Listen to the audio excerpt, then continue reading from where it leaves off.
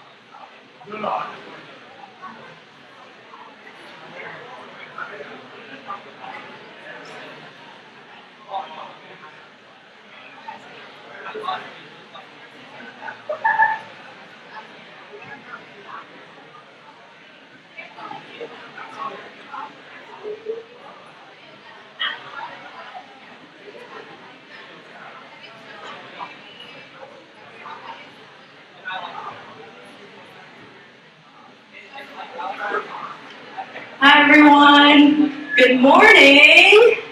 Happy Lunar New Year. Okay, welcome to the 21st Listen to the Silence Conference. My name is Velu. And I'm Micah Bang, and we are Listen to the Silence 2017 co-chairs. Welcome to, thank you so much for coming. Yay! How's everyone doing today? That's really weak. You know how this goes? How's everyone doing today? That's a little better. Okay, how about one last time? How are you doing today? Awesome. We're so excited to have you here. To tell you a little bit more about the conference, Listen to the Silence, or LTS for short, it's our annual Asian American Issues Conference hosted by Stanford's Asian American Students Association. It was founded in 1995 by a few students who wanted to increase the visibility of Asian Americans on campus and raise awareness of issues affecting our community. Since then, the conference goals have expanded to include the empowerment of Asian American students, to take direct actions to improve their communities and work towards social justice.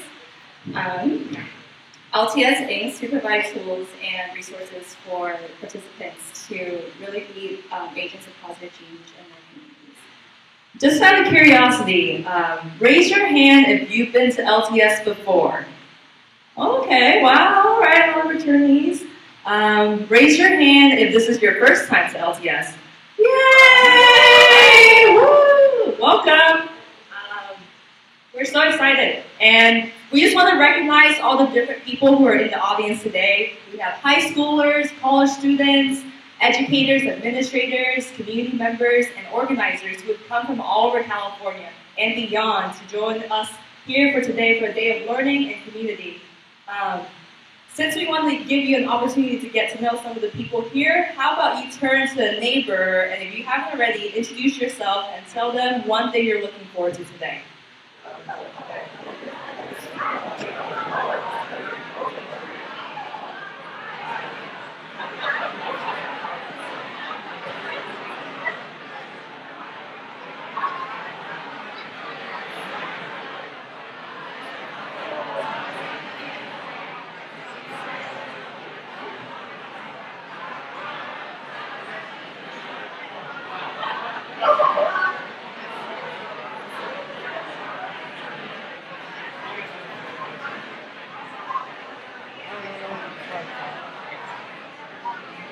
Awesome.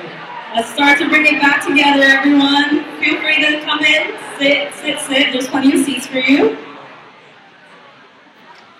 Great. I hope you met someone new. We hope you continue to connect to me and connect with people throughout the day. So to tell you a little bit more about me and V, we're both seniors here at Stanford. 2 summers ago, we were interns at the White House Initiative on Asian Americans and Pacific Islanders in Washington, D.C. The initiative no longer exists under the new administration, but it was at the initiative where V and I became good friends and were able to witness what people were doing at the national level to address issues affecting the Asian American and Pacific Islander community. And our experiences in D.C. really shaped our commitment to serving the community. And that's actually what really motivated us to be LTS coaches this year. So we've been planning this conference for about half a year now. In these past 6 months, a lot has happened in our nation. We're not sure we had imagined that this is where our country would be 6 months ago when we were envisioning this conference, but I think more than ever we feel that LTS is so needed for us to come together to think about how we can protect the livelihood of our communities. But not just our own community, but others' communities being targeted and attacked by the new administration. This year's conference is titled No History, No Self, No Solidarity. And the conference title is based on the quote, no history, no self, like no, and the next is no history, no self, which speaks to the importance of knowing our own history in order to understand who we are today. When we and our LTS team reflected on this theme, we were thinking about Asian American history. And for us, when we look at Asian American history, we saw crucial moments where our community was in solidarity with others and working towards justice. This is why this examination of the roots of the Asian American identity and movement helped us to see how our community is linked to others. And this is why we added the known solidarity part, because we feel that these concepts inform each other and is needed in order for us to enable us to have a vision of justice for all communities. Given this theme, we have invited a series of speakers throughout the day who can speak about these concepts. The first programming piece of the day is a panel of people who were involved in the Asian American movement in the 1960s and 70s. And then later on in the day, we have our keynote speaker, Gregory Sandana, who will speak more about his contemporary experiences organizing the Asian American and Pacific Islander community. We're really excited to have them, and we hope you are as well. Are you excited? Yay! So before we go into the panel, we would like to take some time to thank the people who really helped make the conference happen today. We'd like to start off with our incredible staff team who have been working really hard since the start of school to make sure that LTS 2017 is great. They've devoted countless hours to emails, meetings, and running errands for LTS, in addition to being a full-time student, which is actually really hard to manage. So particularly, we want to give a shout out. Particularly, want to give a shout out to our logistics team, who really helped make the conference run smoothly. And our logistics team includes Jason, Savannah, Shakti, Nari, Shannon, Joan, Darian, Jackie, and Alicia. Y'all are the best.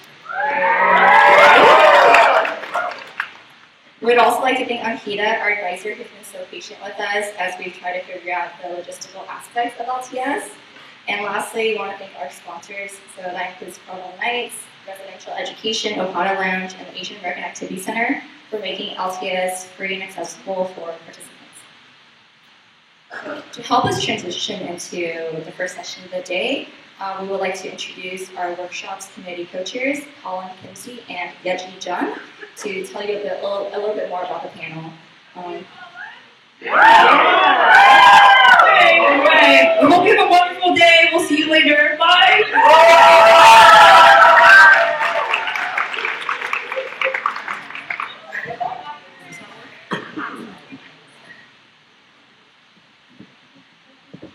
Hey everyone, thank you so much for being my talk. My name is Yeji Jung. I use she, her, they, them. This is Colin Kinsey, he, him, and we're the co-chairs of the workshops committee. To honor this year's theme of no history, no self, no solidarity, we brought together this incredible group of activists from the Asian American movement of the 60s and 70s to speak on their experiences. At a time when politics feels scary and even apocalyptic, when we may be wondering about our role in the struggles to come, we can find models of resistance by remembering our history. Asian American identity has its roots in the rich soils of revolution, in coalition with other movements, in third world solidarity with all oppressed people. This was the world of our panelists, and this is why we've invited them to speak today. First, we'd like to introduce the panel facilitator, our very own Cindy Ng. Cindy is the director of the Asian American Activity Center, or the AQC, on campus, and a beloved and crucial member of our community. And now the panelists. Karina Ichizuka is a third-generation American of Japanese descent who is part of the Asian American movement in Los Angeles. She's the author of Lost and Found, Reclaiming the Japanese American Incarceration, and most recently, Serve the People, Making Asian America in the Long 60s.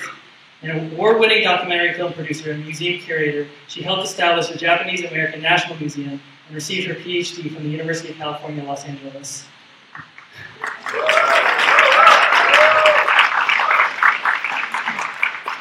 Gordon Chang is the Olive H. Palmer Professor in Humanities in the Department of History at Stanford. He grew up in the Oakland area and became involved in activism at Princeton, including helping found the Asian American Student Organization and the Third World Liberation Front. Returning to the Bay, he continued to be active in Asian American and political radicalism. Professor Chang taught Stanford's first Asian American Studies course in 1971, and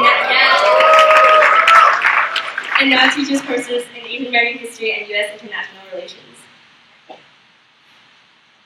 Dr. Harvey Dong is a veteran of the student strike that catalyzed the development of the Ethnic Studies Department and the Asian American Studies program at Berkeley. He studies the history of social movements and activism in Asian American communities and grassroots movements for social change. He's interested in the pioneers of early Asian American history.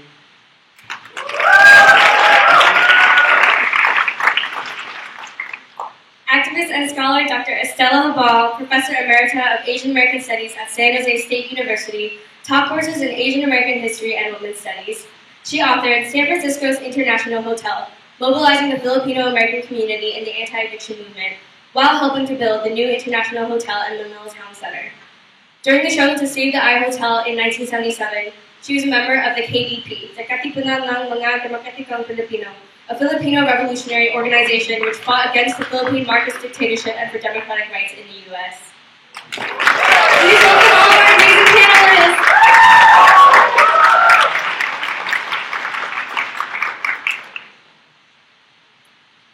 So thank you, Yeji, Colin, Micah, and me for all the hard work that they put into organizing this conference today. And thank you to you all for coming out for this very timely topic.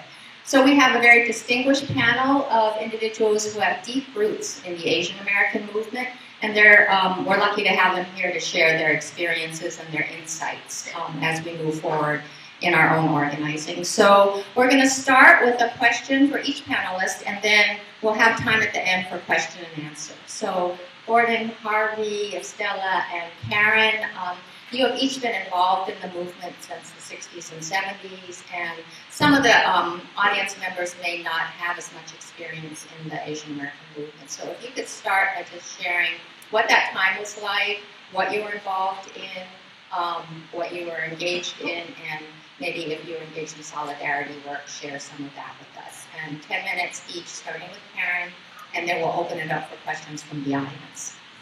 Thank you. Thank you so much. Great to be here. Thank you so much to Yeji and to Colin and all the organizers. Kind of first off, I have to say that I wasn't one of the leaders or organizers that, Estela, Harvey, and Gordon really were. I was more a grunt on the ground. And, like all of you perhaps, was just saw the injustice around me and bothered to come out to things like this in order to find out more about what was happening and then what we could do about it. So, having said that, although the organizers and leaders and of your conference as well are really important to a movement, it's really us grunts on the ground, all of you, who make a movement a movement. So all of you, in being here today have taken a step. Some of you are probably seasoned activists. Some of you are probably wondering what it's all about. But, that's the, sort of, how I got involved, was being drawn in by sort of the contagious energy of a movement and people, like these, to move it forward. So, what was the Asian American movement of the long 60s, that started really in the 50s and lasted until the 70s. So your Jeff Chang here at Stanford wrote in the preface of my book, there was a time when the term Asian American was not merely a demographic category, but a fight you were picking with the world.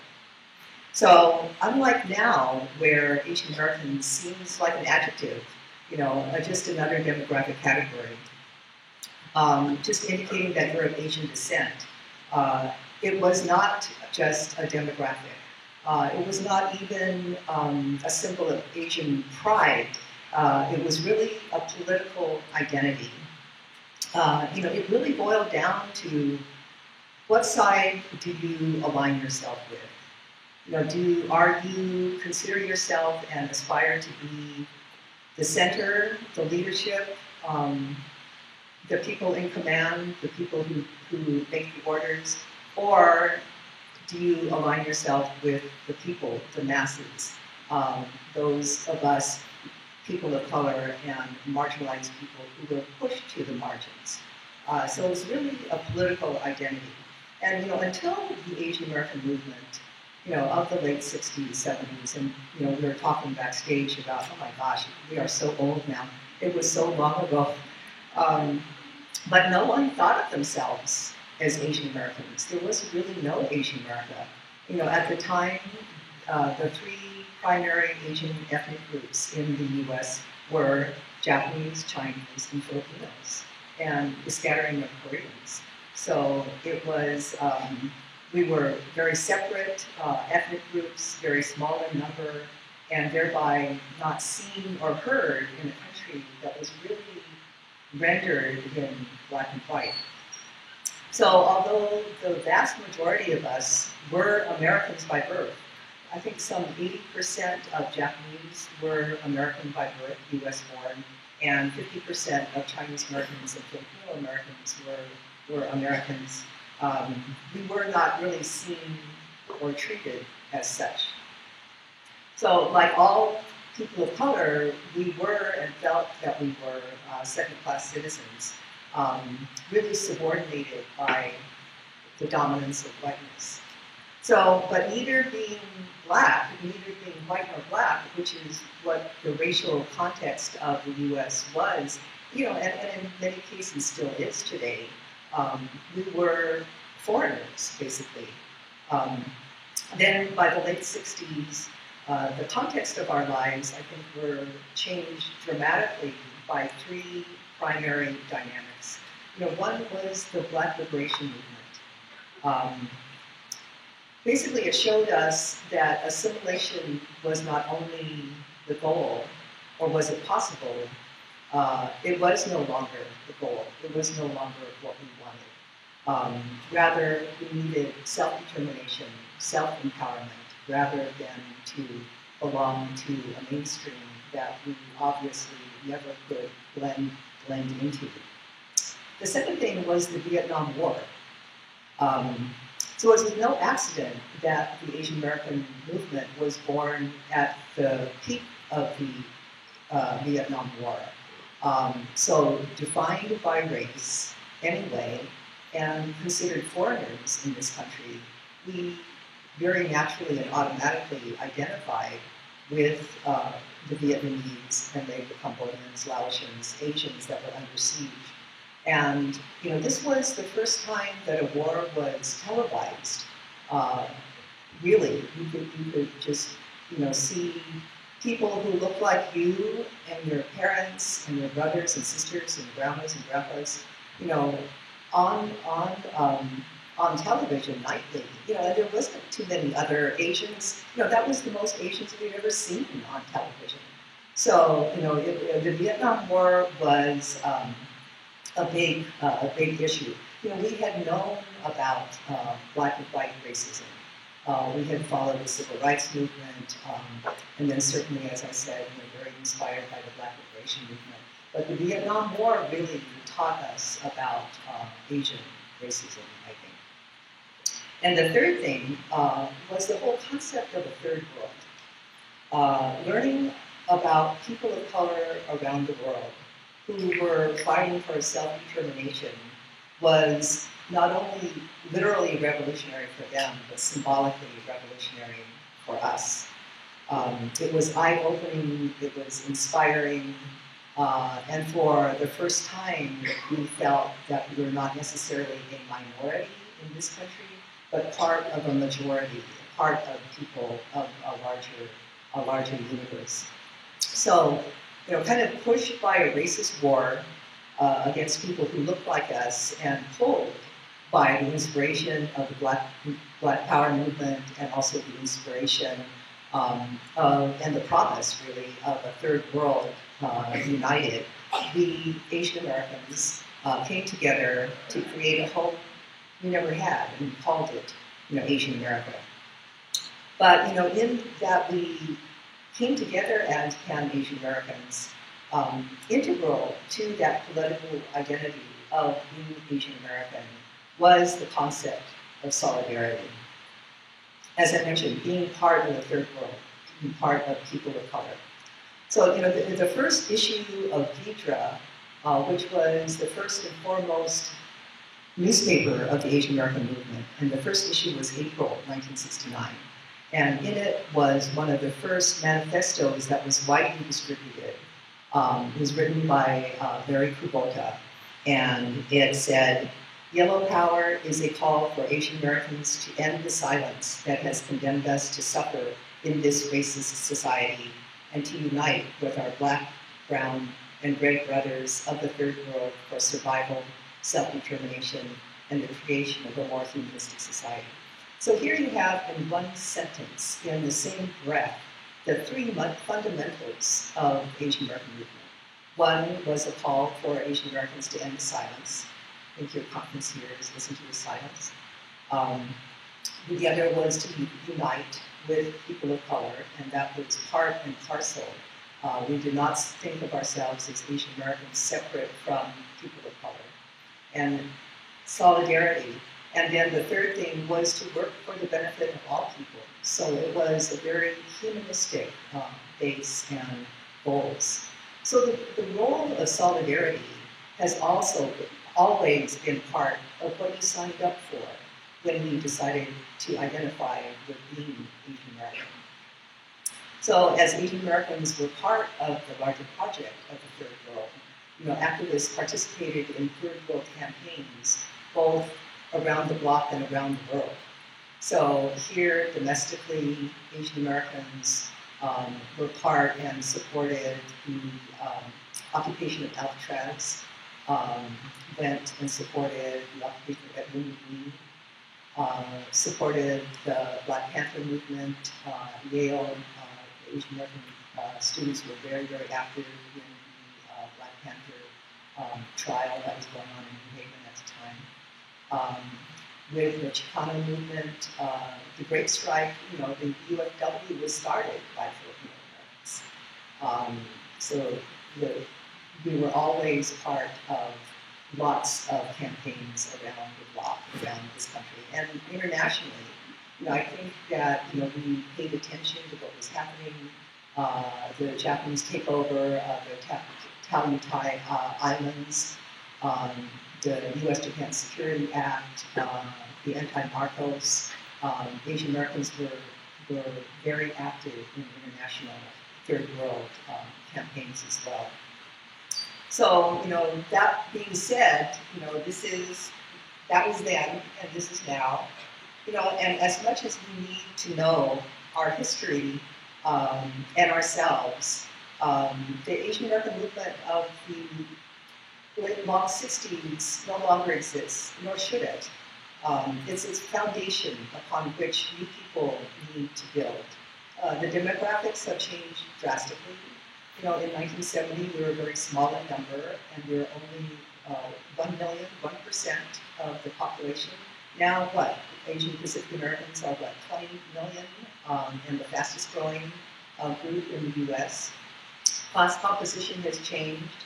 Substantively, there's greater numbers, and I think you all are much more comfortable in your yellow-brown skins than we ever were.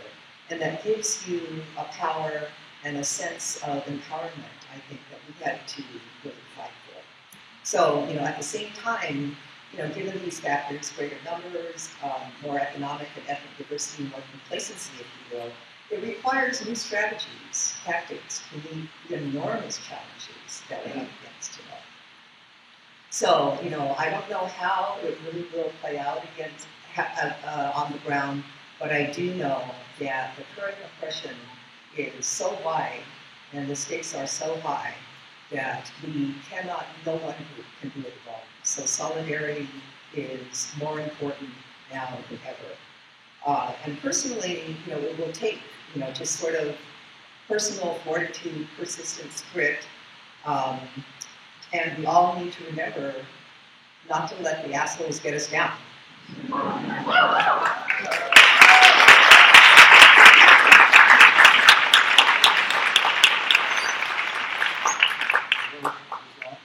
It's working.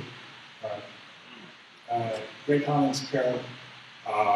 We only have 10 minutes, so I'm going to try to speak quickly and maybe less than my 10 minutes. We have other great speakers and we want to get to the discussion. I was reflecting here and looking out at the crowd that it dawned on me and it shocked me, and I will confess to you and reveal to you embarrassingly that I went to my first Asian American conference 50 years ago. Maybe more than the ages of your parents are out here. Now, what did that mean? I grew up in the Oakland area, and I went to Princeton from undergraduate. When I got to Princeton, I went to Princeton not as an Asian American, because the term Asian American wasn't invented yet. I went there as an American, as a kid, guys, as Chinese American, something like that. That was the terminology then. When I got to Princeton, sort of idealistic. This was in the late 1960s. And Karen well described the conditions going on. I didn't consider myself a radical, or certainly I had very much self-identity as an Asian ancestry. When I got to Princeton, that changed. Because Princeton was such an elitist and conservative, even reactionary, racist place. There were 800 men in Princeton at the time, were all men. 800 men. There were 5 Asian Americans out of 800 men. 3 Chinese Americans, one guy from New York, a guy from Texas, me, and 2 Japanese Americans from LA, and then one blind guy. I think there were more international students from Asia than there were Asian Americans. And that was like a 500% increase in the previous years, where it was 1 or 2. And so that in itself, just the numbers and the social composition, is quite radicalizing. It was so alienating. In addition to the political conditions that Karen talked about. In 1968, there had been a turnaround, not just for myself, but for many people of my generation.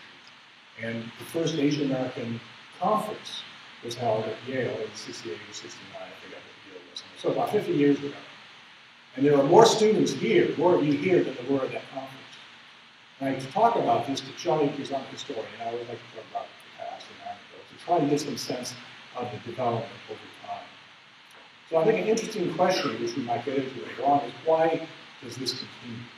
Why do so many of you come out? Did the issues of race and ethnicity still resonate? As it did for us 50 years ago. And then as I became interested in history as a profession, I'm a historian here at Stanford, and I studied Asian American history, including the history of Asian activism in America. And what you should find out is that Asians have been active in America from the very beginning when they came, in all sorts of capacities, as workers, as intellectuals, as merchants, community people. But there's a long history of Asian activism. So your interest in this issue of when something doesn't feel right in this society is not new. You're not the first to kind of come to that realization. But it goes back 50 years, it goes back 150 years. And so it's an interesting discussion that we have about why that is so. Now, where did the term Asian American come from? As I said, I wasn't Asian American. It was born literally at the date, here I'm losing it, maybe Harvey knows, 1968. A friend of mine, became a friend of mine, he's Ethiopian. He grew up in Berkeley. His father was a gardener. And he was very active in the anti-imperialist movement.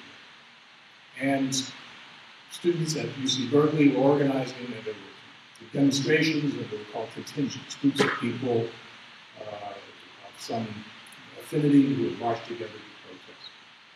Well, the handful of Asian Americans Asian ancestry people at Berkeley, were marching and continuing. But Yuji was sort of organizing. He'd been in the army, he'd been a rebel, and he was quite active, and he was trying to organize this contingent to go to the anti-imperialist movement demonstration. So this contingent, everybody had to workers against, union members against these African American war. Well, what are we going to call ourselves? Orientals against the war? Because that was the term. And you realize that's not going to work. We're not Orientals. As the joke always goes, Oriental. What is Oriental? It's a rub. But that's what we were called. That's what we thought of ourselves previously. And then he came up and sort of on the fly thought, how about Asian American? So it was self-identification. It was a sense of empowerment, just as Karen said. It was a question of power and self-identification. Some of you may chafe at this term, Asian American, because it seems to be sort of lumping together. There are so many differences among us and so forth.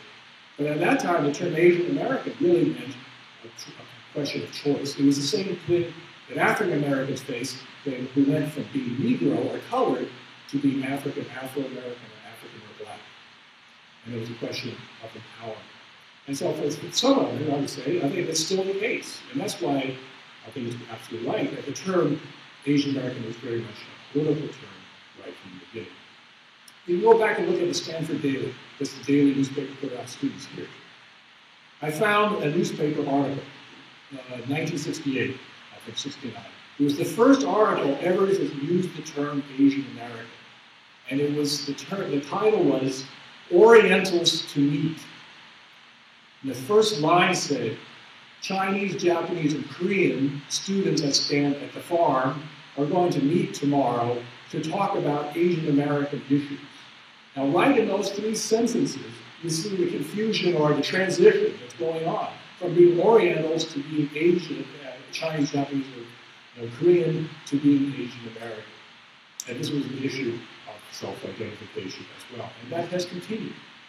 So let me try to, at Princeton, I don't have time to talk about what I did there, what happened at the conference, but Asian American, it was an issue of whether we were going to remain as sort of Asian American actors, or Chinese actors, or Japanese actors, but to realize that if we really wanted to have change, if we wanted not just to be expressive of our dissatisfaction about life and society, if we really wanted to change society, we had to think about how to organize more people and consolidate and build for social power.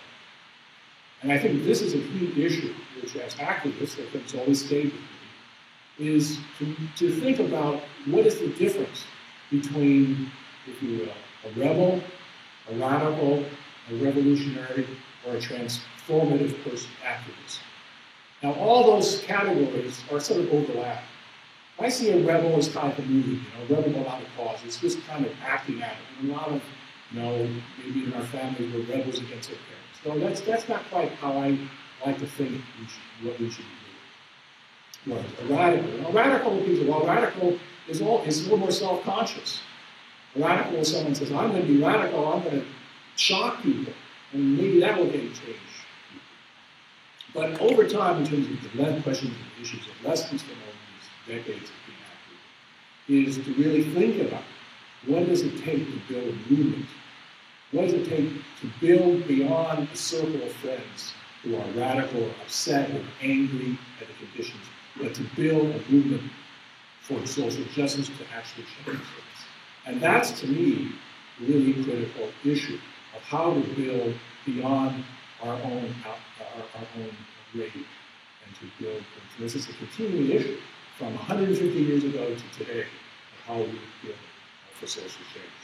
So I hope to get more into this in the question and answer.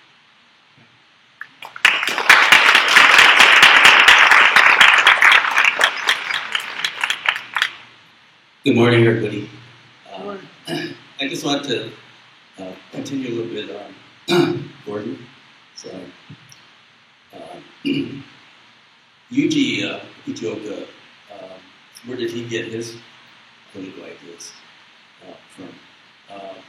Well, he himself, plus his wife, Emma G, were part of the civil rights movement. In other words, there was activism that was taking place way before the Asian American movement, and they brought that knowledge, about grassroots, about organizing, about resistance, and they injected it into this Asian American concept. So you can say that right from the beginning, the Asian American movement was comprised of individuals who were involved in anti-war movement, Black Power movement, civil rights movement, and they wanted to continue to bring that message to Asian Americans. Okay, so I was one of those Asian Americans who wasn't really that aware back then about the Asian American concept, but I was particularly very angry about the Vietnam War. Although in the beginning I was in, Army ROTC program and getting ready to become an officer to go to Vietnam, and but then I started reading books. I went to Cody's bookstore. I started studying about imperialism, and then I came to a completely opposite opinion about the Vietnam War.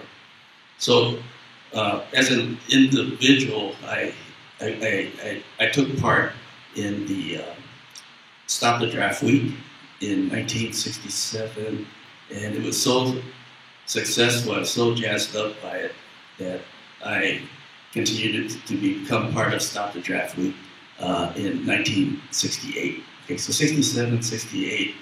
Stop the Draft Week 68 began to merge with the work of the Black Panther Party, and the Black Panther Party was under attack by the FBI and the COINTELPRO program to annihilate the Black Panthers, and they asked for students to come down and be protectors of the Black Panthers. Okay, so a lot of my classmates, plus myself, we didn't have laptops back then, but we brought our books. We studied for our midterms in the Black Panther office behind the sandbags.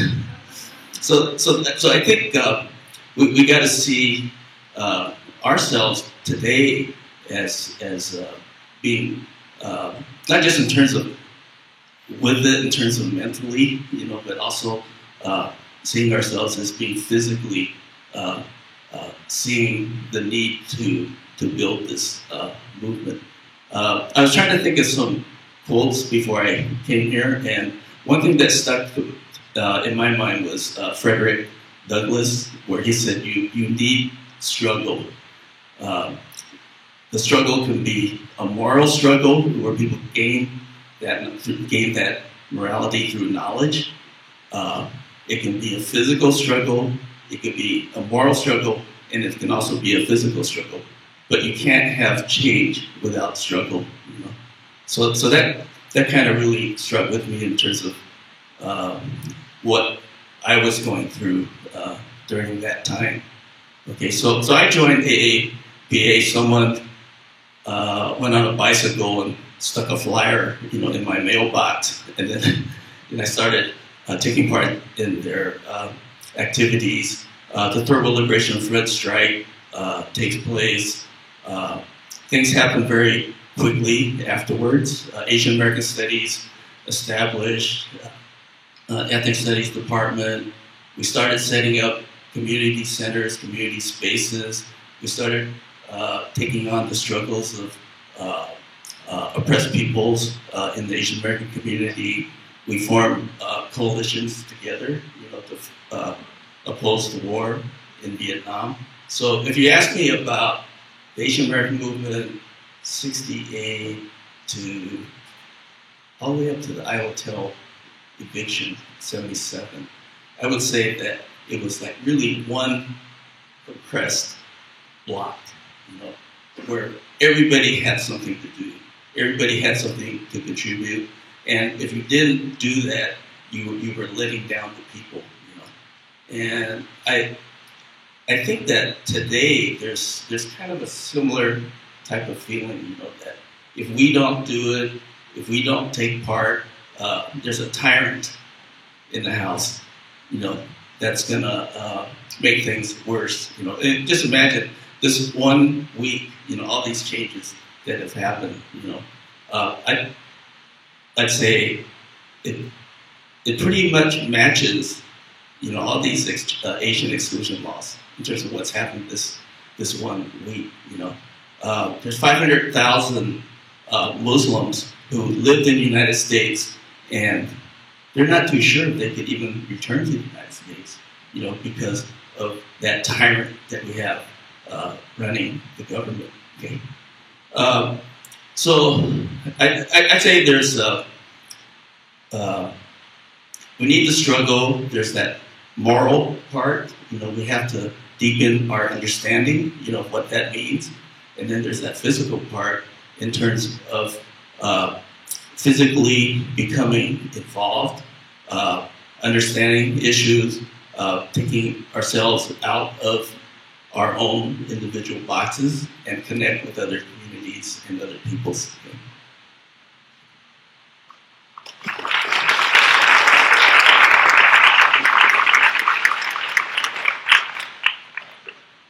Thank you.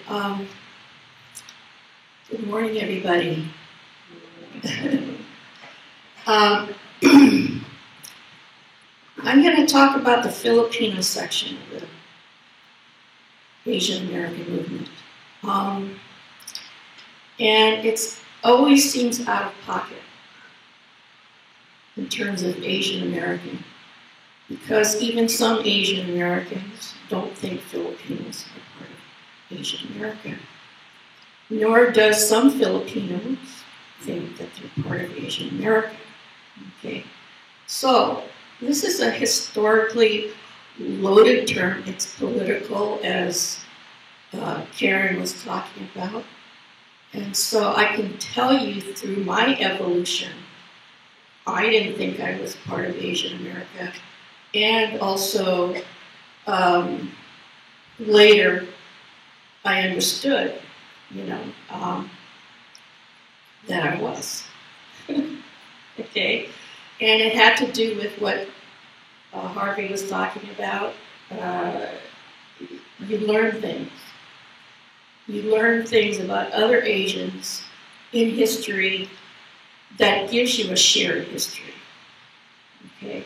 But your entry into a movement in your identity comes from your own experiences. So if you haven't had other Asian American experiences, you're not going to identify with that. So as I began,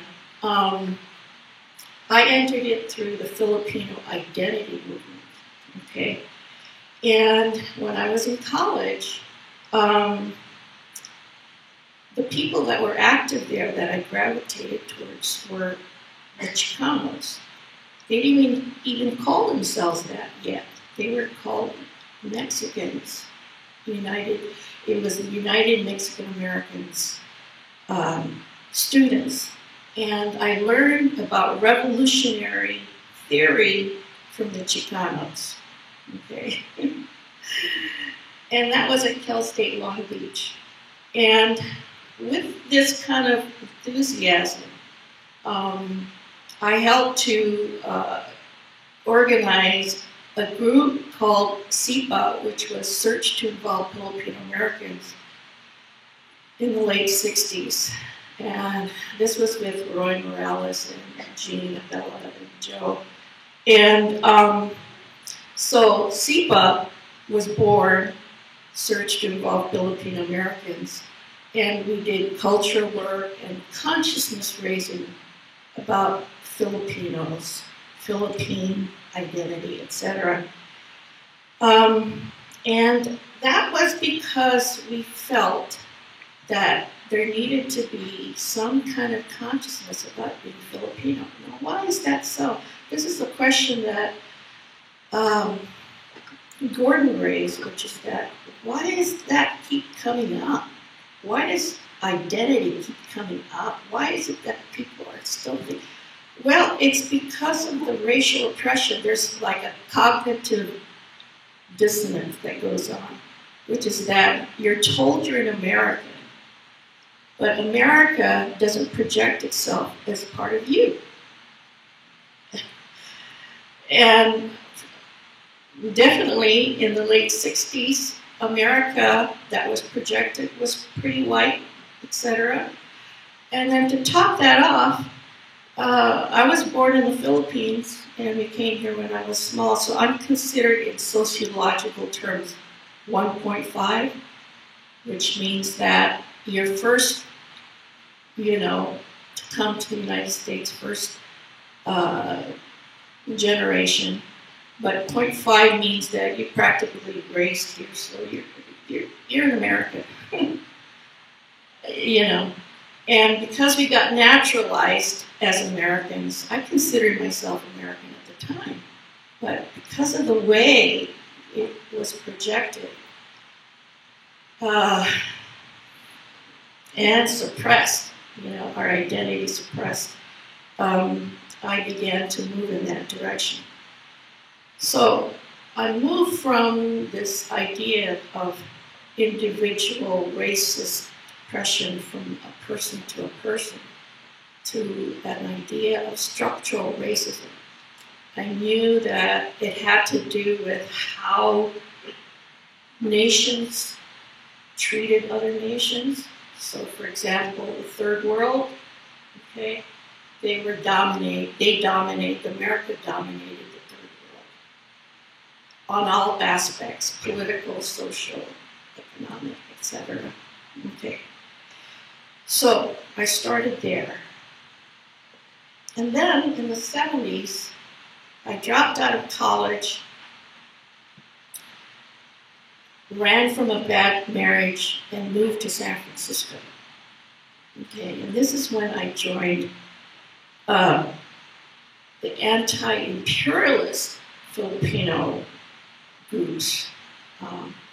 And the idea there was somewhat similar to what Karen was talking about, that in San Francisco at the time, there were national liberation groups, there were anti-racist groups, there was the Black Panther. In other words, there was all these streams of peoples fighting against injustice. But then I had this colonized mentality. It's sort of like it's also a cognitive dissonance. It's kind of, you perceive yourself as white, but when you look in the mirror, you're not. You perceive yourself with those dominant cultures, but yet you retain some aspects of your ethnic culture. But in all of that was going on, you don't see that it's a domination and that it's an oppression. So that's what the colonized mentality is. You feel this. So it's because the Philippines was dominated by Spanish colonialism and then American colonialism, and that it's now a neo-colonialist status. You learn through history, and this is why you probably come here, is because you want to learn about all this history. I learned that it was, I had to change my own consciousness. And what it's really about equality. It's really about social justice. It's about humanity. Each individual and nation being judged not in a dominant way, but with equality. So I also was a founding member of the KDP, which was the Katipunan ng mga Demokratikong Pilipino. And it was a Filipino revolutionary organization which was anti-imperialist and democratic rights for Filipinos in the United States. But as we learned that there were a lot of other peoples and nations that were going through the same thing that we were going through. And so that's where the solidarity begins. That's where you learn that other people are experiencing the same kinds of oppression. As a nation, as a people. Oh, a minute. Okay, I'm not even halfway through. Okay, so what did I do while I was in the KDP? I was fighting against the Marcos dictatorship. Okay, we did national campaigns for nurse licensure, racial discrimination issues. There was a suit against Blue Shield in California. I did some union organizing, and I mainly worked in the Filipino community, but certainly in those issues, you could see where the solidarity would exist, right? So, by the time I became a KDP member, this is when I really began to understand being part of the Asian American movement. Why? Because we were all in it together. So people like Harvey and Gordon and even Karen, even though I didn't know her then, were working together. And then we learned about each other's history. That's how Karen probably learned about the Filipinos starting the UFW, which doesn't get propagated anywhere, except maybe in classrooms where Asian Americans might know that piece of history. So what did it mean to be Asian American? We had this shared history of oppression as laborers, as migrant workers, and those who actually built America, made America rich. So, but yet, you're still considered a foreigner, even though you're born here. That's why when someone asks you if you speak English very well or something like that, which happens to be in my case, they say, "Where are you from?" I tell them, "Close your eyes, and I'll talk again. And do you see a blonde person?" And he said, "Oh, uncannily, it sounds like you sound like that. Do you see that?" So there is that shared history. Okay, I'm going to stop, and then maybe we could go through those parts of solidarity in the international hotel struggle later. So obviously, thank you to our panelists for sharing their experience. They obviously have a very deep knowledge and experience in building the Asian American movement and building ties between that movement and other movements for racial and social justice and political empowerment. So now is the time that you can mine that knowledge and that experience and how that's applicable today. So we'll take questions from the audience. If there's mics on either side, if you could use those mics. This is scary.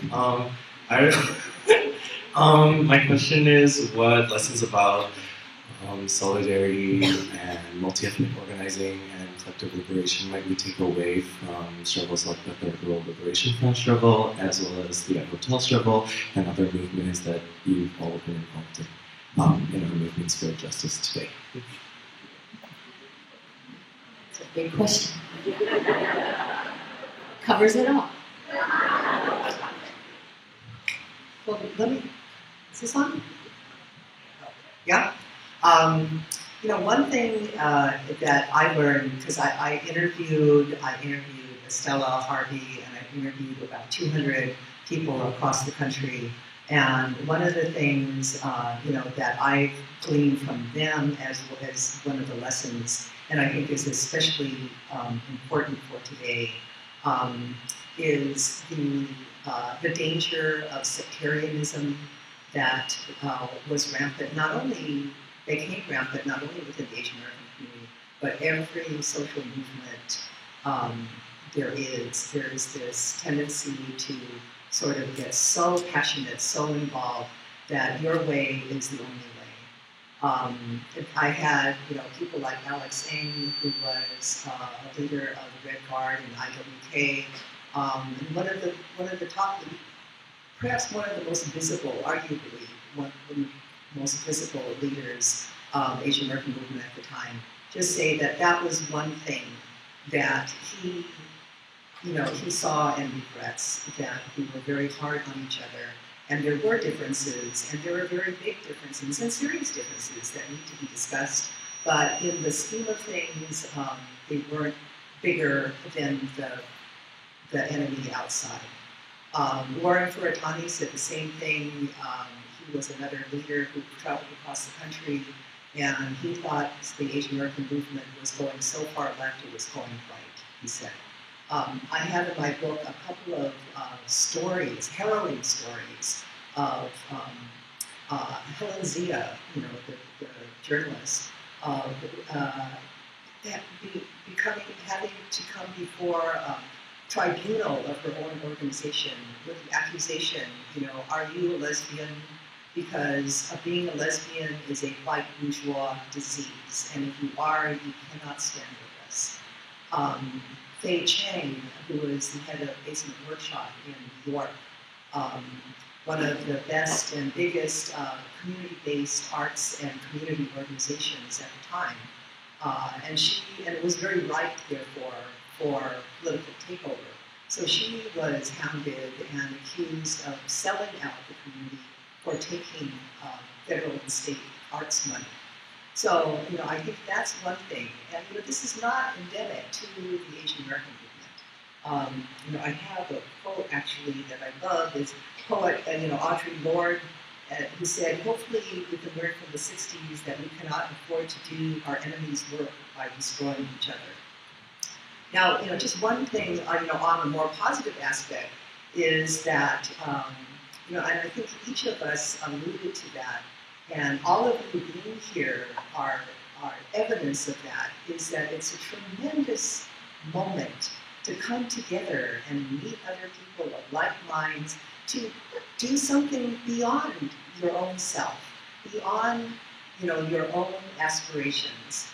I think when we went to college, and we were probably some of the first of our generation and our families to go to college, our parents wanted us to be doctors and lawyers and, business people, and probably the same now. Your parents probably want you to do the same thing. And I think it took, when I interviewed, a lot of people in Harvard for one, it took tremendous courage to think for yourselves and to look beyond and, weigh your parents' aspirations and expectations with your own moral judgment and what was happening. But, in the process, he was, part of the APA, KDP, IWK, and these are friendships, that will last you a lifetime. And I think that each of us, if we can find things, something to believe and to work for that are beyond ourselves, that is a tremendous personal gift and a personal benefit that may not be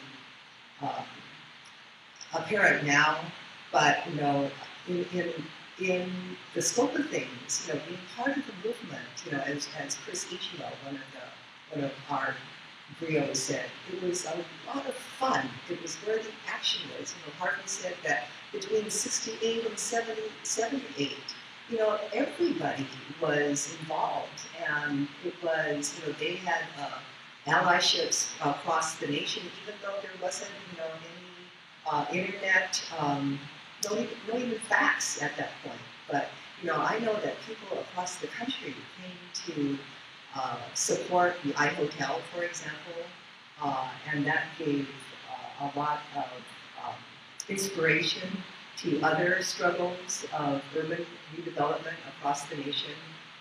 So it is a tremendous opportunity to be involved in something that's very, very exciting.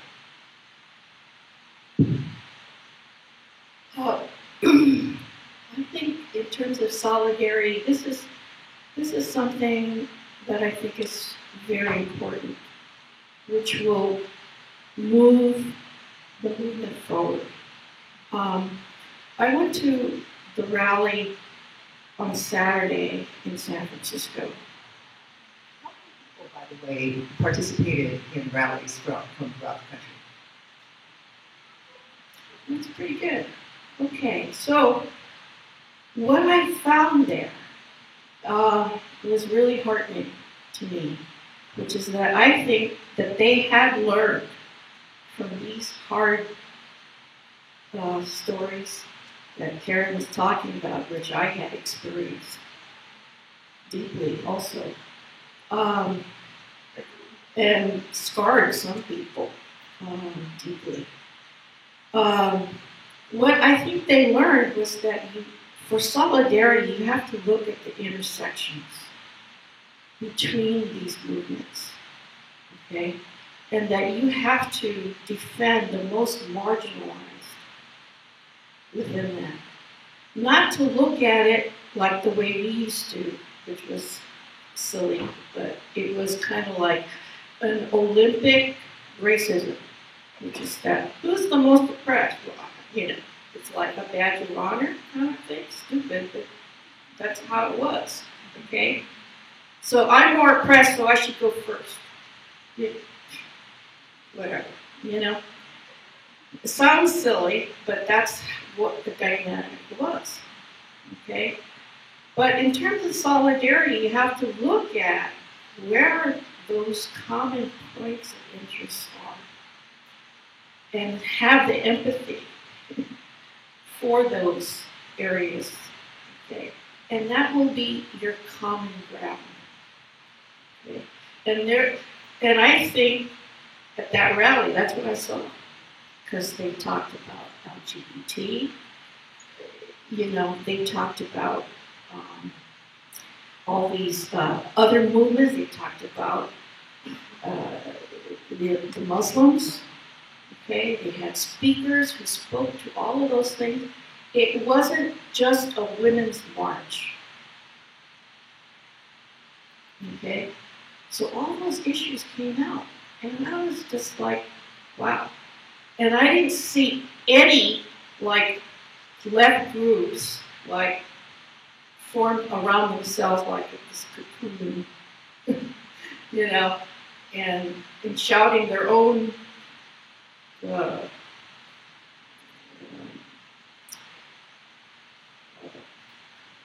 chants, you know. Our chant is better than your chant. Mm-hmm. I didn't see any of that kind of competitive, sectarian stuff going on there. Okay. The one thing I did see, though, was an anti-abortion person marching in with us, and he was chanting, you know, we're all going to go to hell or something. Yeah. So, but people let him do it. You know. So I think that's part of the lesson, is to look at the intersection. And, you know, we didn't do that before, and I think the movement today is learning from it. And I think, you know, that's one thing that we don't need to do. We are out of time, unfortunately, but that's a testament to how much our panelists have to share. And I hope that these conversations will continue in workshops, at lunch, and when you get back to your campuses. So let's thank Harvey Gordon, Estella, and Karen for being with us today. Thank you so much to our panelists. We hope they left you with a lot to think through and discuss with us around you throughout the day. Now that the panel is over, we will be transitioning into our first round of workshops. We have an incredible lineup of workshops this year covering a variety of issues, from topics from the role of gender in our community to a report back from Standing Rock. We have some logistical details that we want to cover before you head out to workshops. So if you look at the program booklet, some of the workshop groups are preceded with a 200, and others are preceded with like an EDUC, EDUC.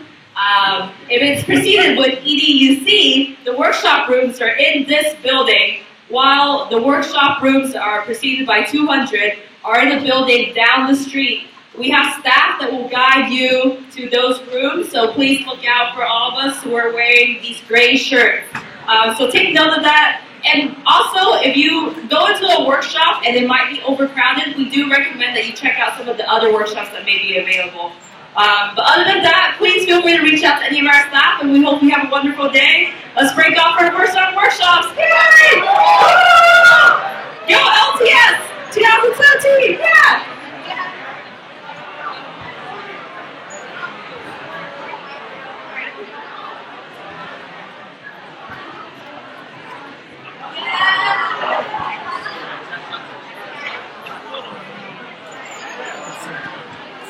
Round one.